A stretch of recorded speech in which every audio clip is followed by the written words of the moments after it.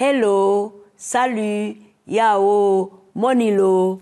Simplement la salutation dans quelques langues, juste pour vous faire sourire.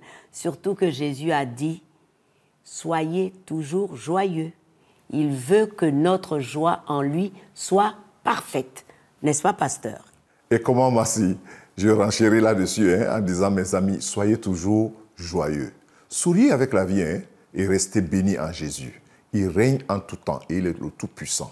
Sans tarder, je vous invite à écouter le professeur Abraham Kadi, édifié par ce témoignage. Mais Massi, une chose, je ne savais pas que tu avais beaucoup de langues comme ça avec toi.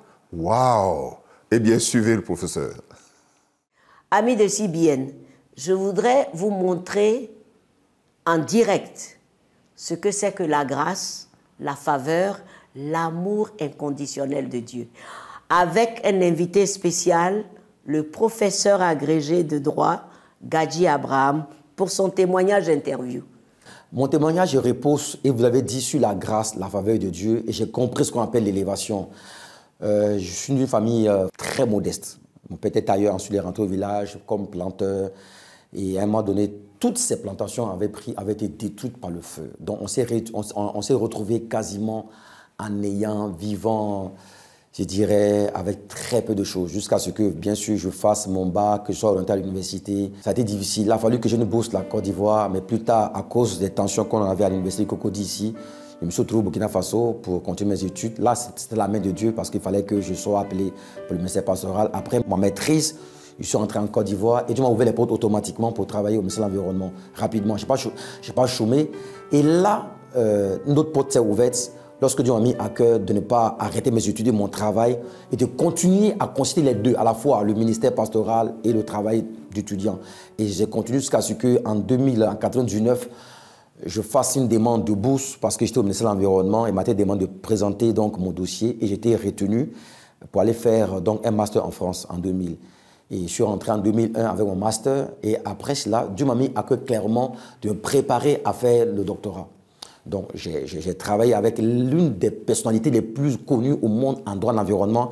Ce monsieur s'appelle Michel Prieur. C'est le fondateur, c'est lui qui a créé la matière.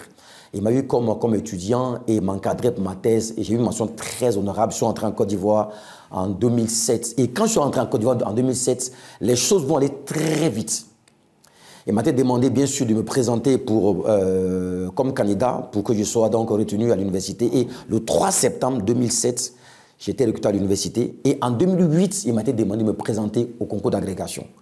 Les choses sont allées très, très vite. Quand j'ai reçu l'onction pour le ministère pastoral, à un moment donné, les portes ont été ouvertes pour mes études.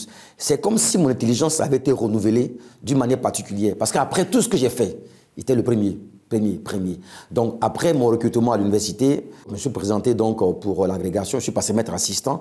Et en 2011, j'étais admis au concours d'agrégation en étant le major en Afrique. Wow. C'est-à-dire, sur 28 candidats, venant de 14 pays, je suis sorti major. Et c'est là qu'un professeur de l'Université Paris 2, qu'on appelle Jules Guilguimin, m'a remarqué. Donc, il m'a demandé de me présenter mon dossier pour que je sois recruté comme professeur associé à l'université Panthéon Paris-Assas. Et j'étais donc associé à cette université, j'ai dispensé des cours là-bas. C'est allé très vite. Et après cela, j'ai été invité aussi à dispenser des cours dans plusieurs universités.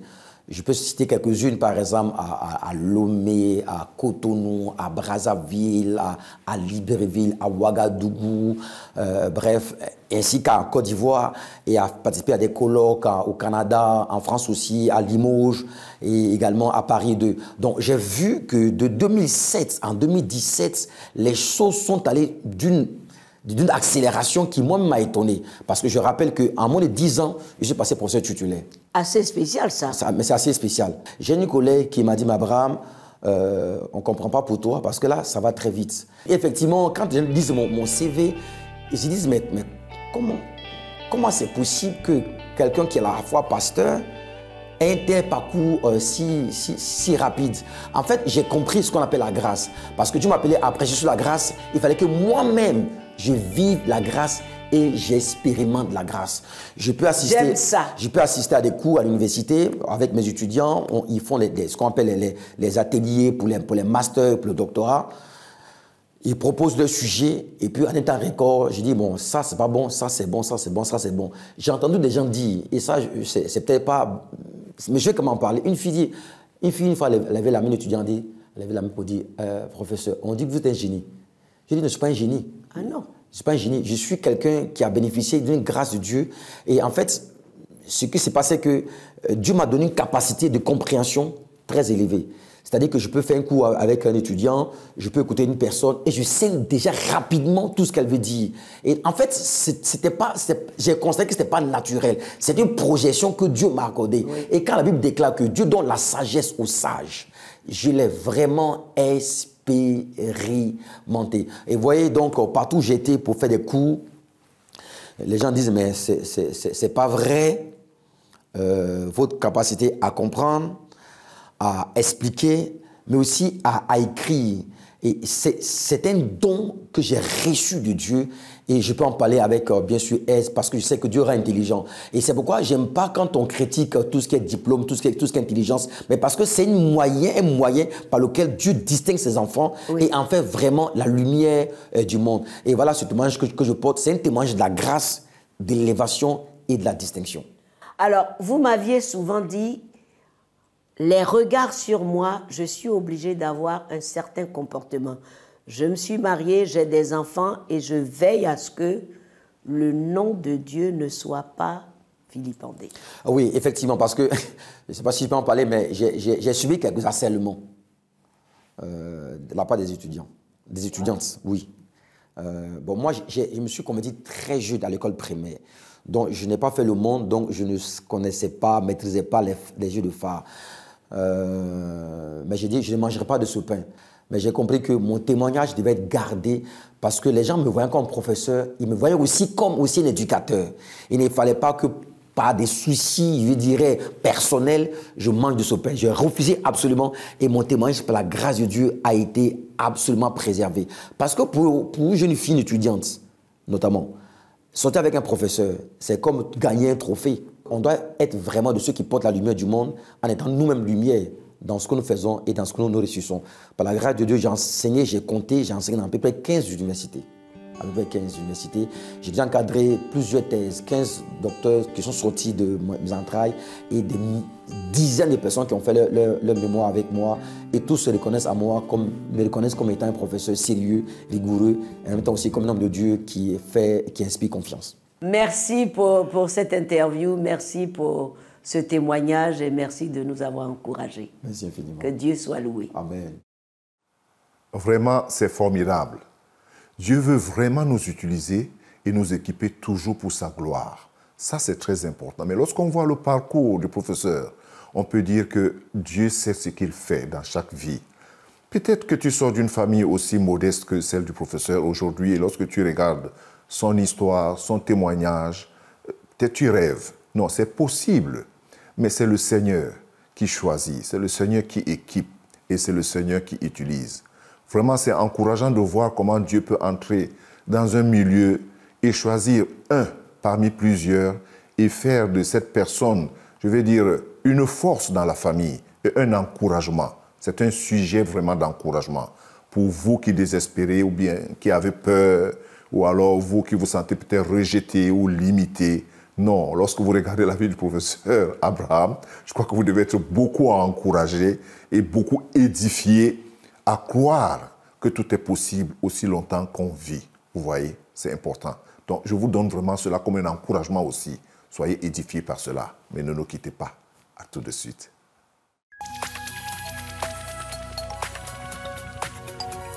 Si vous avez des questions spirituelles, des besoins de prière ou même si vous avez besoin de conseils, n'hésitez pas à nous contacter aujourd'hui au numéro suivant.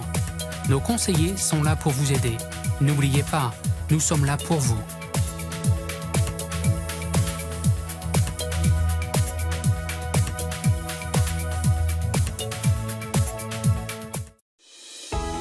Vous avez raté un épisode du Club 700 ?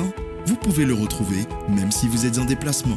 Vous pouvez accéder à notre page Twitter, Instagram, Facebook ou YouTube de votre téléphone, de votre tablette ou de votre ordinateur.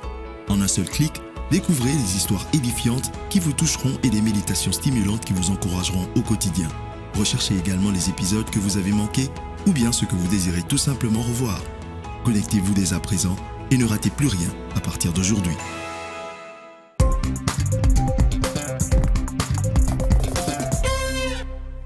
Merci de suivre le Club 700.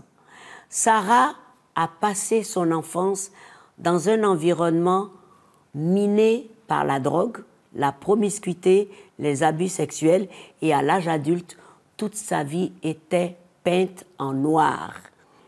Et elle était dans le couloir de la mort. Regardez. Il y avait toujours des policiers qui venaient chez nous.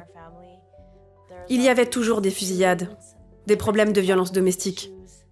La violence et le chaos régnaient dans la maison de Sarah Armillo. Trop souvent, elle vit son père, puis son beau-père, tous deux drogués, faire du mal à sa mère. Il la frappait tout le temps, il l'insultait, lui tirait les cheveux. Un jour, ma mère criait et pleurait. J'étais allée voir ce qui se passait et il était en train de l'étrangler. Il a serré jusqu'à ce qu'elle s'évanouisse. Mais sa mère n'était pas la seule victime. À 6 ans, j'avais déjà été abusée par plusieurs personnes. Alors j'avais toujours peur qu'on me fasse du mal. J'avais peur de tout et de tout le monde. Elle avait aussi peur d'être rejetée par son entourage, y compris par sa mère. Ma mère me disait toujours qu'elle aurait préféré avorter, si elle en avait eu l'occasion. Cherchant à échapper au chaos et à la souffrance, Sarah avait déjà tenté 2 fois de se suicider avant d'atteindre l'âge de 18 ans. Elle était en 3e année à sa première tentative. Je ne m'aimais pas du tout. Je ne pouvais même pas me regarder dans le miroir, parce que je me sentais trop laide et non désirée. Je me sentais sans valeur. Il lui fut facile dès lors de tomber amoureuse d'un homme qu'elle rencontra à 16 ans, un ex-détenu et drogué en cure. Il était gentil et affectueux. Pendant un moment, Sarah se sentit en sécurité et aimée. Mais après être tombée enceinte et avoir emménagé chez lui, il rechuta. Il est devenu très violent. Il me violait, il m'étranglait, il me jetait à terre comme si je n'étais rien. Il me disait de me regarder dans un miroir, puis il récitait tout ce qui n'allait pas chez moi. Il me disait que personne ne m'aimerait jamais.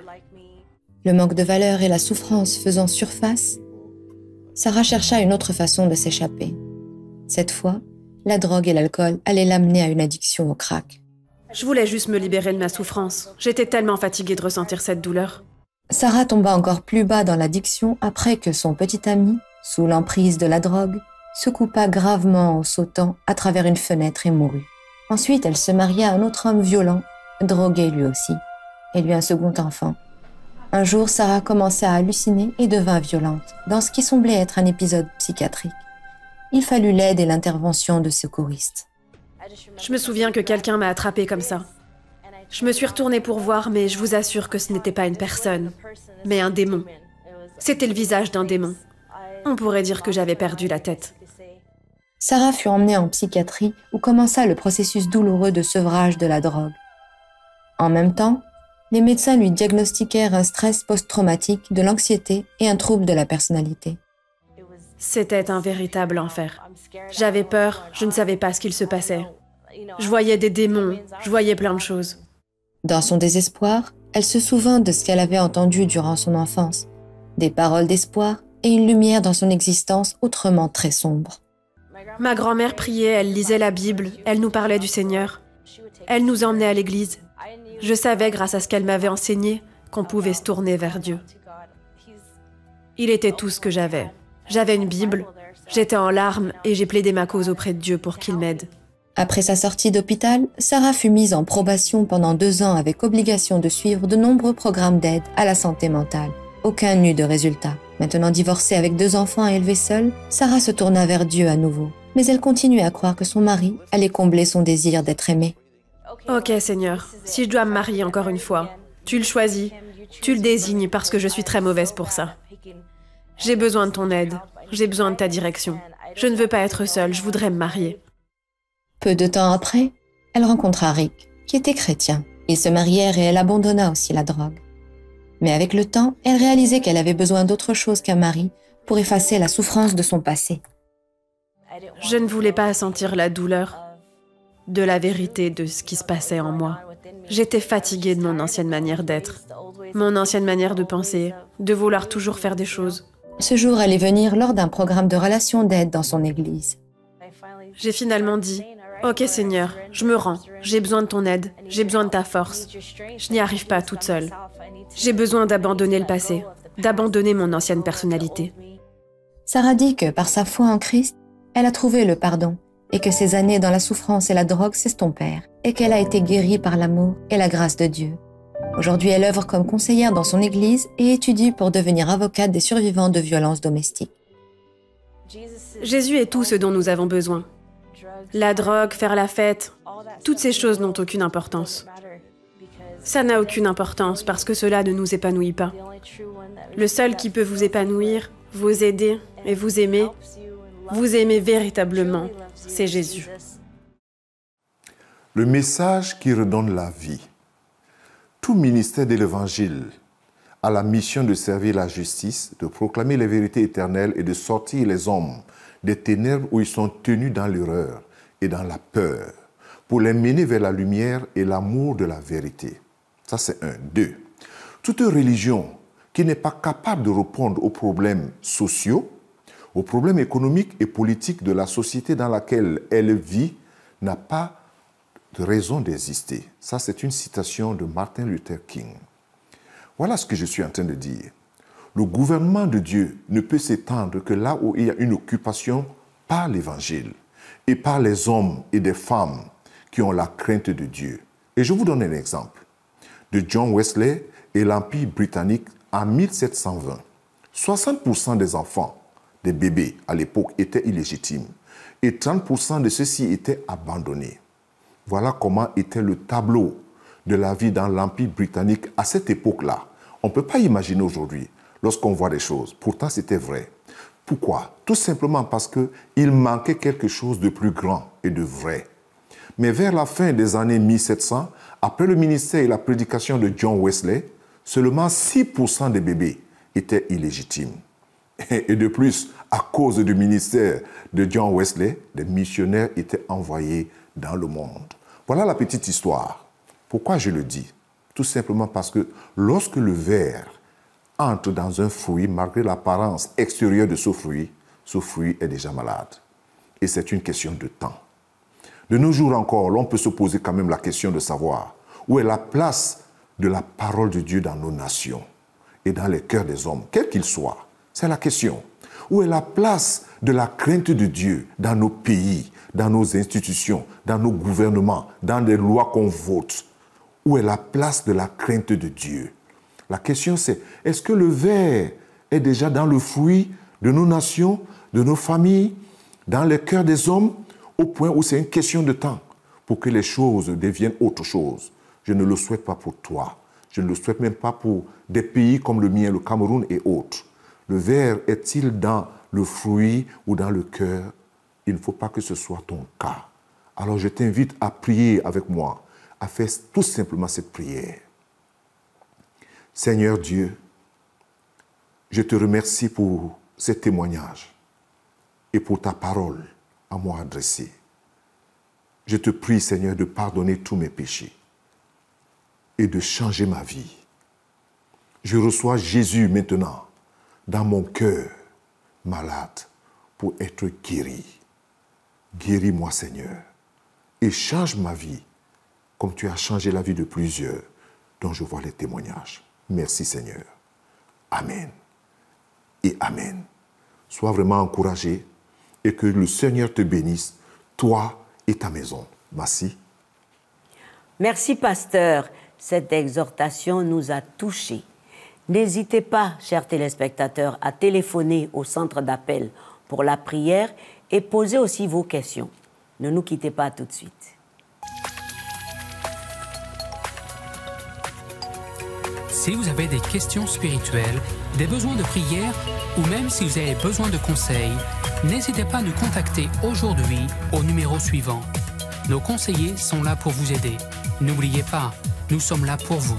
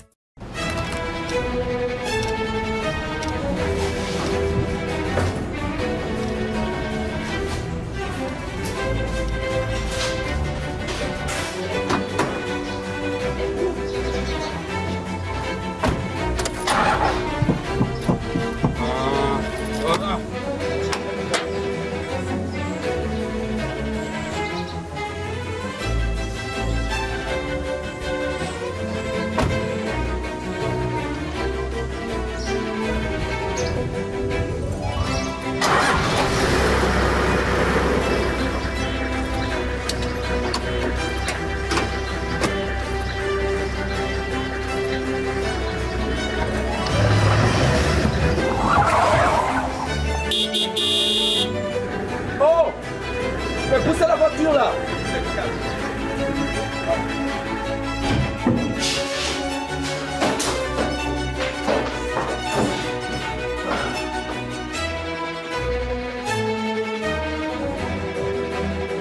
Vous avez raté le Club 700? Ne vous inquiétez pas.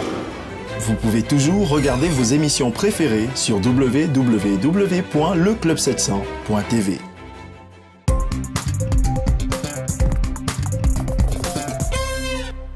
Bienvenue encore. Nous sommes au Club 700 pour faire un tour en Tanzanie où Amoury a eu une grâce inespérée pour ses jambes. Regardez. Amoury ne courait pas et ne jouait pas comme les autres enfants. Mon fils avait les jambes arquées. Il tombait tout le temps. Il restait toujours à côté de moi et je devais souvent le porter. J'étais allée à l'hôpital pour obtenir de l'aide et j'y ai appris que la chirurgie coûterait plus cher que ce que je pourrais jamais me permettre. Ça me faisait mal de le voir lutter et de savoir que je ne pouvais rien faire.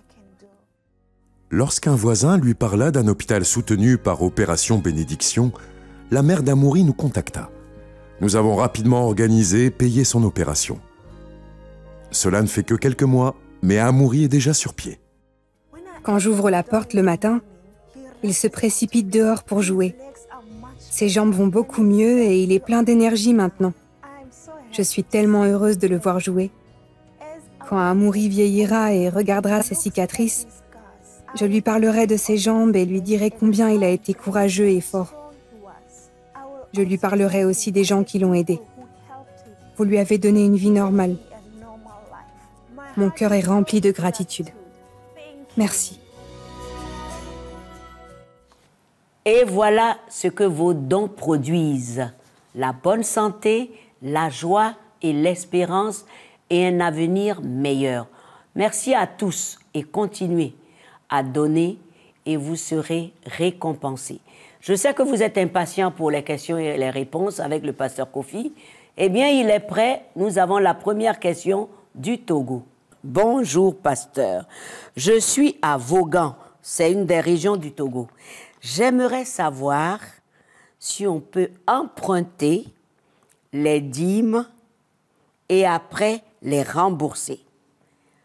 Pourquoi? Parce que quand on a mis à part les dîmes et qu'on a un certain problème, on peut les utiliser et rembourser après. Alors là, pasteur, tu dois bien réfléchir. Merci, Massi, pour la question. Et je me permets de porter les lunettes parce que je vais lire directement une réponse, un début de réponse à cette question dans ma Bible. Vous voyez bien que j'ai la Bible. J'ai l'habitude de répondre directement en citant les versets, mais j'aimerais lire ici pour que vous lisiez aussi à cette personne qui a un problème avec peut-être les dîmes ou l'argent ou tout ce qu'on peut dire. C'est dans Deutéronome 26, à partir du verset 12. Lorsque tu auras achevé de lever toute la dîme de tes produits, la 3e année, l'année de la dîme, tu la donneras aux Lévites, à l'étranger, à l'orphelin et à la veuve. Ils mangeront et se rassasieront dans tes portes. Tu diras devant l'Éternel ton Dieu, j'ai ôté de ma maison ce qui est consacré. J'ai ôté de ma maison ce qui est consacré. Je l'ai donné aux Lévites, à l'étranger, à l'orphelin et à la veuve, selon tous les ordres que tu m'as prescrits. Je n'ai transgressé ni oublié aucun de tes commandements. Je n'ai rien mangé de ces choses pendant mon deuil. Je n'en ai rien fait disparaître pour un usage impur. Je n'en ai rien donné à l'occasion de mort. J'ai obéi à la voix de l'Éternel, mon Dieu. J'ai agi selon les ordres que tu m'as donnés, tu m'as prescrits. Regarde de ta demeure sainte des cieux et bénis ton peuple d'Israël. Ainsi de suite, ainsi de suite. Voilà. Je réponds parce que la personne dit ce qu'on a mis à part. C'est lui qui a dit. Je réponds d'abord à cela. Deuxièmement, je voudrais dire que la dîme est un acte d'adoration. Il faut que vous le sachiez très bien. On ne paye pas la dîme, on donne la dîme. C'est juste un acte d'adoration. Quand on aime Dieu, on donne sans lutter. Quand on a les problèmes avec l'argent, ça veut dire qu'on a un problème avec son cœur. Et la dîme, ce n'est pas seulement l'argent. Il y a la dîme du temps. Aujourd'hui, nous parlons de la dîme parce que nous sommes dans un monde moderne. À l'époque, les gens parlaient de la dîme par rapport à leur culture, le maïs et autre chose. Il faut savoir cela. Donc, c'est une attitude de cœur. La dîme part d'une attitude de cœur. C'est tout. Je voudrais bien développer cela, mais il y a encore d'autres personnes qui posent des questions et dont je dois répondre. C'est ça. Merci. Est-ce mal, en tant que servante de Dieu, d'avoir un petit copain? Waouh! Oui, c'est mal. Permettez-moi de le dire clairement, c'est mal. Je ne sais pas dans quel sens la personne pose la question, un copain par rapport à quoi? Aujourd'hui, quand on parle de copain, on peut encadrer ça de beaucoup de choses. C'est un copain pour le péché ou un copain pour servir Dieu ou un copain de quoi? Mais si c'est dans le cadre de ce que nous comprenons, la question est sous-entendue, c'est mal. Une vie dans la débauche ou dans la fornication ou dans l'adultère est mauvais. On ne peut pas s'appeler servante ou serviteur de Dieu et on a un copain quelqu'un avec qui on n'est pas marié. Ce n'est pas biblique. Non, il ne faut pas habiller la vie chrétienne avec beaucoup de choses. Ce n'est pas seulement la personne qui pose la question, toute autre personne qui veut servir Dieu et pense qu'il peut avoir girlfriend, boyfriend, pour des choses qu'on ne comprend pas. C'est mauvais. Ce n'est pas biblique, s'il vous plaît. Merci. Merci, pasteur, pour ces réponses. Je sais que tu as beaucoup ri. Merci à tous pour vos questions d'aujourd'hui.